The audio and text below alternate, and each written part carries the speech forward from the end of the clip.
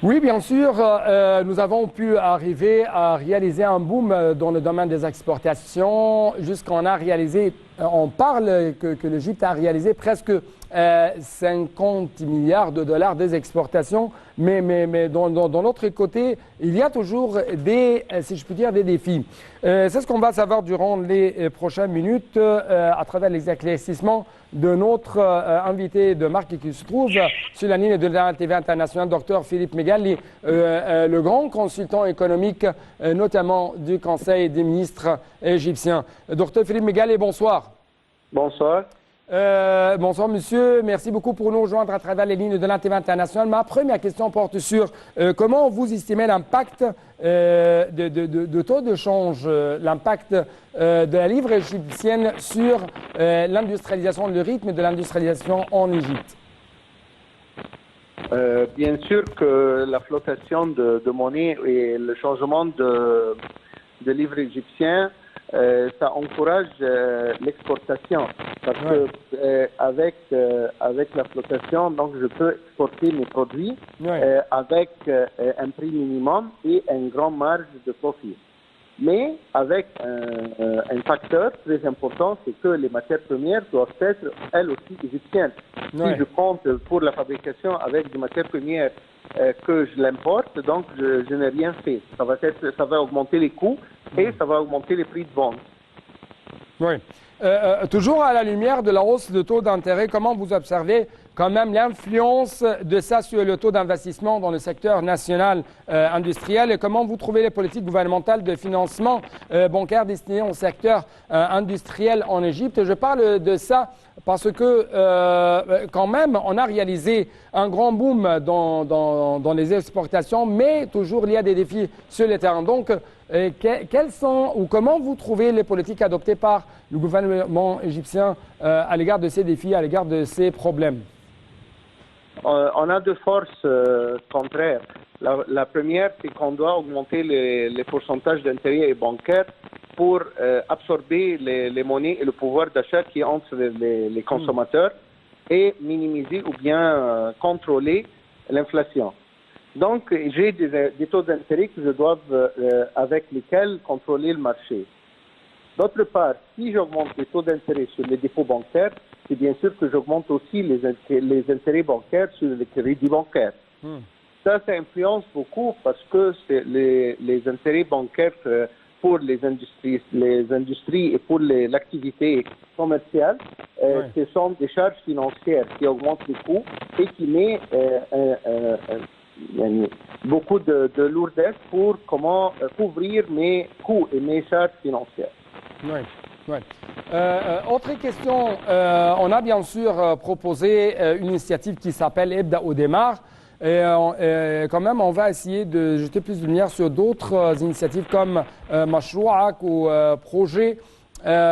Comment ces initiatives ont encouragé l'industrialisation ici en Égypte? Bien sûr que l'initiative de l'État est pour commencer à encourager les projets, les jeunes et les projets qui commencent, les débuteurs, pour commencer et encourager pour qu'ils puissent continuer leur activité. Cela, on peut le prendre bien sûr en considération. Ça va faire rouler un peu l'économie et commencer des projets, mais pour moi, à mon point de vue, je vois que la continuation, c'est ça ce que je dois mettre en considération. J'ai 1000 projets qui vont commencer et puis à la fin, j'ai 100 qui vont continuer. C'est ça ce qu'on doit regarder. Donc, comment nous pouvons arriver à ce que vous avez dit? Le fait de continuer ce projet, comment? On doit avoir une vision stratégique pour ces projets. C'est pas seulement que j'encourage les gens à créer, mais je dois les aider. Je dois continuer à mettre des consultations et à mettre un plan complet dans toutes les directions, avec des gens, des experts, des maisons d'expérience. Comment on peut redresser des projets qui vont, après quelque temps, ils vont tomber, ou bien ils commencent à tomber. Donc, il doit y avoir des plans stratégiques de marketing, des plans comment ils vont vendre, des plans de comptabilité et de finance, comment ils vont financer. S'il y a des obstacles, on va les redresser. Parce que on a devant nous une grande piège, c'est que je dois compter combien de projets ils ont commencé. Mais non, je veux compter combien de projets qui vont continuer.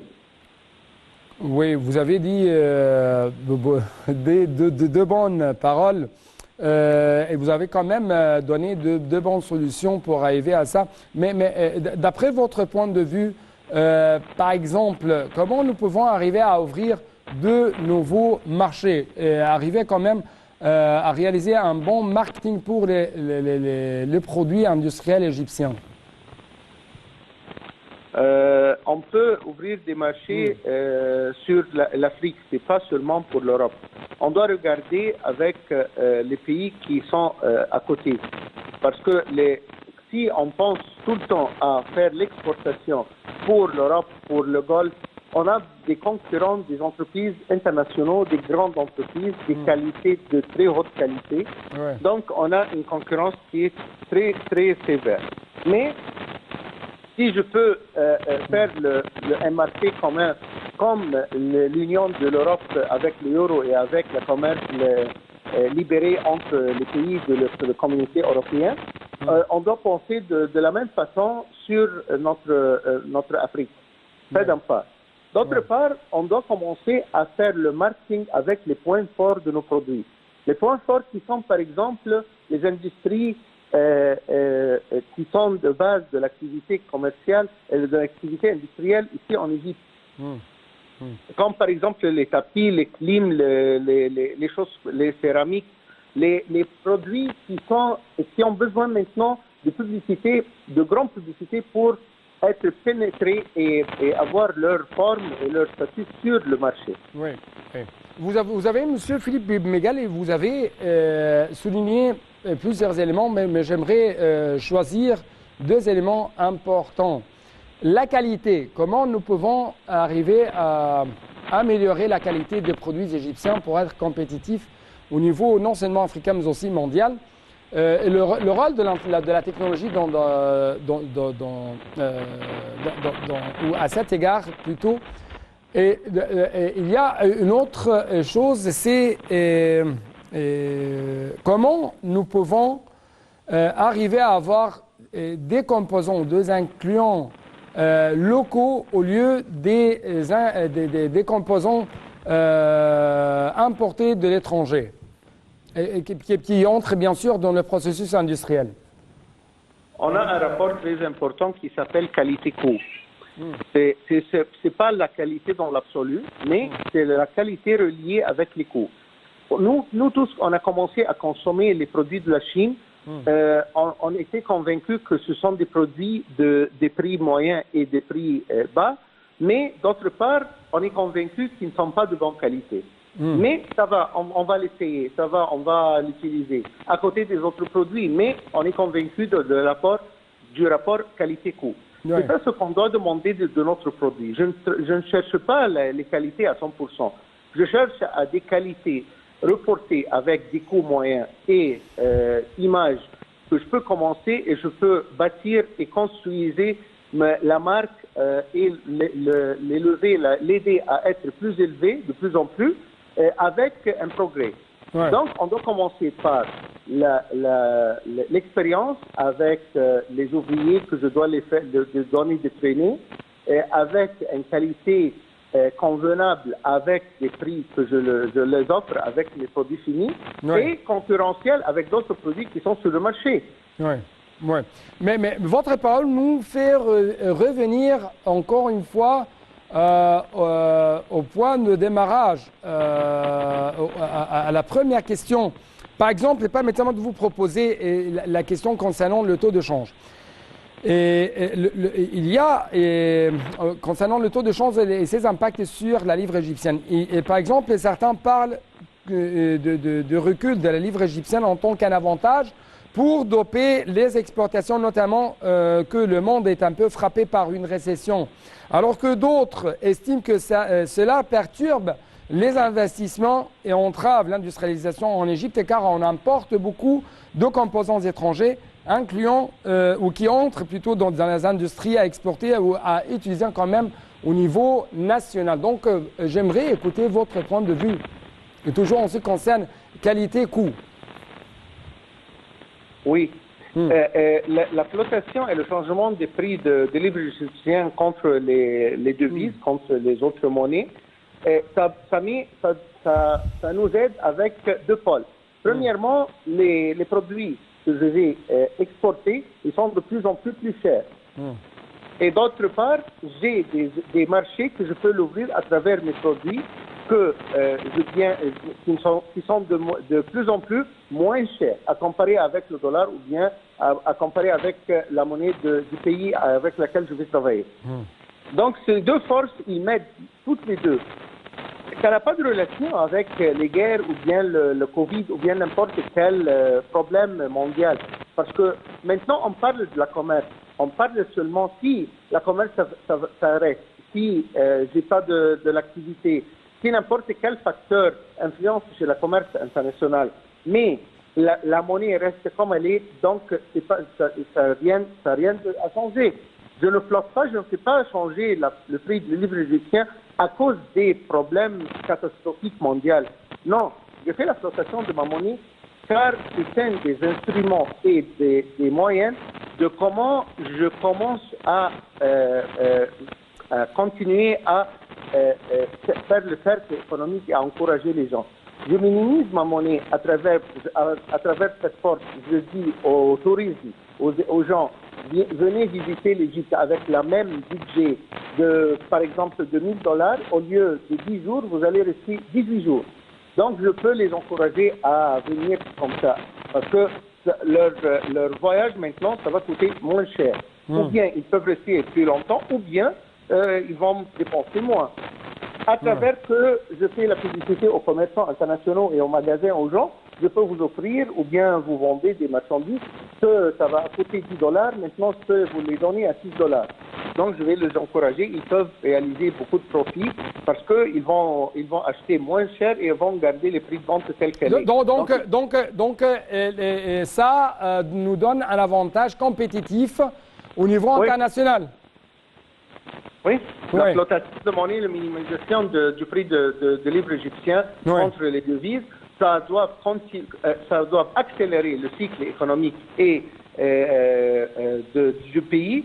Et après ça, notre monnaie, elle va retourner à sa force. Oui, mais comment vous avez vu l'autre point de vue concernant non, il y a un effet négatif de la livre égyptienne sur l'industrie, notamment en ce qui concerne les études de faisabilité, en ce qui concerne, non, il n'y a pas un prix fixe et ainsi de suite. Oui, il y a bien sûr des effets négatifs car je vais importer toutes les machines. Maintenant, le projet a total, la montant total d'investissement pour construire l'usine, elle a doublé par exemple, parce que je vais acheter les machines plus chères. D'un part. D'autre part, si je suis un investisseur étranger, je viens avec mes dollars, je vais les transférer en livres égyptiens. Je continue à travailler. J'ai un grand danger avec le prix de monnaie. Après que je réalise des profits pour 5 ans, 10 ans, après ça, je vois que tout mon profit, il n'est pas là à cause que le prix de dollar a changé. Oui. En fait, j'ai assisté à une réunion avec des hommes d'affaires. Ils ont salué quand même toujours le recul de la livre égyptienne. Donc j'aimerais tout d'abord, avant de continuer notre parole, j'aimerais prendre une toute petite pause. Après ça, on va bien sûr continuer, poursuivre notre discussion, mais après cette petite pause.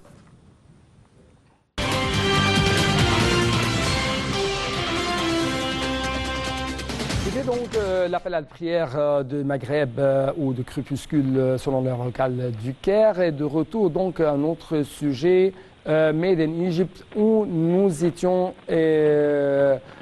comment nous sommes devenus aujourd'hui.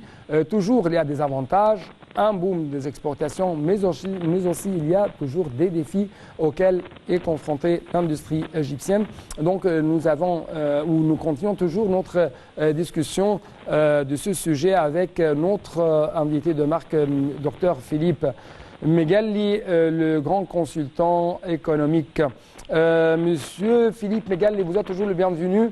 Et avant quand même l'appel, avant quand même cette petite pause, j'ai parlé que j'avais assisté à une réunion des hommes d'affaires, des investisseurs, des industriels égyptiens qui ont salué quand même le recul de la livre égyptienne parce que ça représente un avantage compétitif pour eux à l'étranger. Et en même temps, il y avait ou plutôt ils ont proposé, montré leurs expériences dans ce domaine.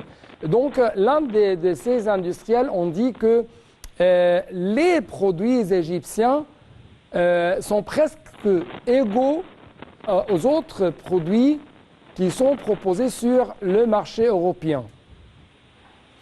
Comment vous avez vu encore une fois ce que je viens de vous proposer et j'ajoute quand même une autre question. Les politiques suivies par l'État égyptien visant à doper un peu plus l'implication du secteur privé dans le processus économique et industriel de l'Égypte. Quand je dis le rapport qualité-coût, c'est pas ce que j'ai mentionné que ça doit être la qualité ou bien la qualité qu'il attend le consommateur. Elle a un rapport avec le coût avec lequel je vends mes produits. Mais ce que tu peux dire, ça m'étonne beaucoup que j'ai des produits égyptiens qui sont sur le marché international qui ont de très haute qualité et qui sont vendus avec des prix moyens ou bien bas, quand même, avec le rapport de qualité entre les produits internationaux. Ouais. Donc, c'est pas tout le temps qu'on a des prix élevés ou bien des qualités mal, non. Au contraire, parfois, on a des bonnes qualités, de très bonnes qualités aussi pour nos produits, mais qui se sont mal valorisés avec la fourchette des prix des autres produits. Ouais. Autre question, c'est comment vous trouvez le rôle de ces initiatives industrielles dans la formation du capital humain? Pardon, je parle bien. Encore une fois, le rôle de ces initiatives industrielles comme Ebda ou Mashrou'ak, projet ou démarre, dans la formation du capital humain. Vous avez entendu bien? Oui, bien sûr. Oui. Quand j'ai des industries, j'ai des gens qui sont les ouvriers qui continuent à travailler et qui avoir des expériences. Et après quelques années d'expérience, eux aussi, ils vont apprendre les jeunes ou bien les gens qui vont pénétrer ou entrer sur le marché du travail. Donc, ça me met avec des expériences cumulatives au fil des années. Ouais. Ça enrichit bien sûr que j'ai des ouvriers, j'ai des gens qui peuvent travailler n'importe où avec leurs connaissances ici en Égypte. Ouais, ouais. J'ai une question un peu compliquée. À quel point vous trouvez que l'Égypte est peut-être devenue une plateforme ou une base industrielle d'exportation pour les grandes puissances mondiales comme la Chine ou la Russie ou d'autres pays européens quand même? Et ça, du fait que l'Égypte possède une bonne infrastructure très sophistiquée, possède un excédent dans le domaine de l'énergie et en même temps possède des accords des échanges commerciaux très importants au niveau africain, comme le COMESA ou la zone des échanges commerciales avec les autres zones franches ou avec les autres zones commerciales de notre continent africain. Comment vous trouvez la réponse à cette question? On peut être ça et on peut arriver à venir avec un niveau très élevé, avec des conditions. Premièrement, on doit penser à faire des free zones. On doit leur donner aux usines, aux gens, n'importe qui. Pas seulement les investisseurs étrangers, mais aussi les hommes d'affaires égyptiens. On doit leur encourager à faire des usines de commerce et de fabrication et d'exportation avec des zones free, pour minimiser la bureaucratie, faciliter les choses, faire des exemptions des impôts et des taxes pour quelque temps, pas pour longtemps, pour 3 ans, 5 ans au maximum. Ouais. Okay? Mais je dois les encourager à commencer à travailler et à dresser un projet qui est de plus en plus fort et avec moins de complications pour qu'ils pensent seulement à fabriquer et à produire et à vendre et à réaliser des profits. Ouais. Ça d'un part. D'autre part, je dois encourager les gens avec la publicité. La publicité, c'est pas la publicité pour des produits, c'est la publicité pour un environnement complet pour venir investir en Égypte, pour commencer vos projets en Égypte. Ouais. Ça doit être avec la cohérence avec tous les ministères, sur tous les secteurs, avec la commerce internationale, l'investissement, avec tous les gens. On travaille comme un groupe pour faire un grand but, c'est de faire le marketing de notre environnement économique pour attirer des projets. Ce n'est pas seulement des investisseurs ou bien des gens privés, mais je veux attirer les chaînes internationaux, je veux attirer les usines internationales. De faire une usine ici en Égypte pour leurs produits, pour collecter leurs produits. Oui, mais par exemple, nous avons la zone économique du canal de Suez. Oui, on doit encourager les gens, c'est pas seulement qu'ils traversent le canal de Suez, mais à investir sur le canal de Suez, à faire des grandes entreprises pour les services des bateaux, les services techniques, la logicielle et comment on peut aider la commerce avec des entreprises privées, internationaux et privées aussi. Ouais. Nous avons quand même des accords concernant la localisation des industries comme les industries de transport, les industries ferroviaires et ainsi de suite. Oui, ça c'est très bien, mais aussi on doit essayer à enrichir cette part et à penser, c'est pas seulement à couvrir le besoin, mais je veux ne pas importer, fabriquer mes besoins et après ça augmenter la production et à exporter aussi ce que je produis. Oui, ouais. Donc, Dr Philippe Megali, merci beaucoup pour de tels éclaircissements de votre part. C'était vraiment très important ce que vous avez dit, très précieux pour moi personnellement. J'aimerais vous quand même rencontrer ici au studio dans la prochaine période. Donc, justement, nous devons aller à un reportage de Sarah Maghrabi concernant la mise en